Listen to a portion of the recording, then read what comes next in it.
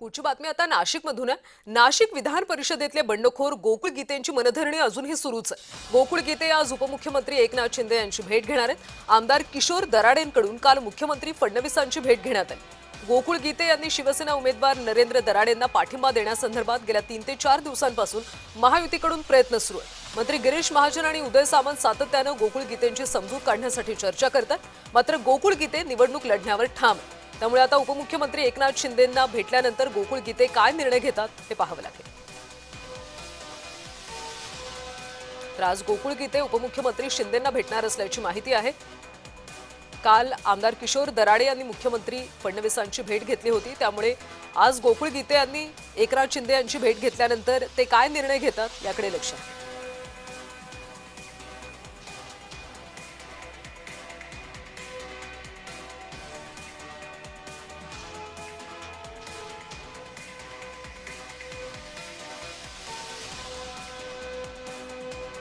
गोकुळ गीते आज काय निर्णय घेतात याकडे सगळ्यांचं लक्ष आहे, कारण उमेदवारी आपण मागे घेणार नाही असं गीते म्हणतात, मात्र त्यांच्या मनधरणीचे सध्या प्रयत्न केले जात आहेत। आज उपमुख्यमंत्री एकनाथ शिंदेंची गोकुळ गीते भेट घेणार आहे, त्या भेटीमध्ये काय चर्चा होते हे पाहावं लागेल।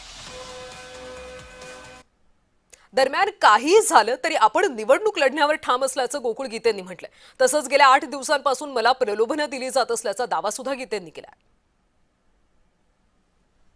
आता महाराष्ट्राचे वरिष्ठ मंत्री आहे दोघं पण।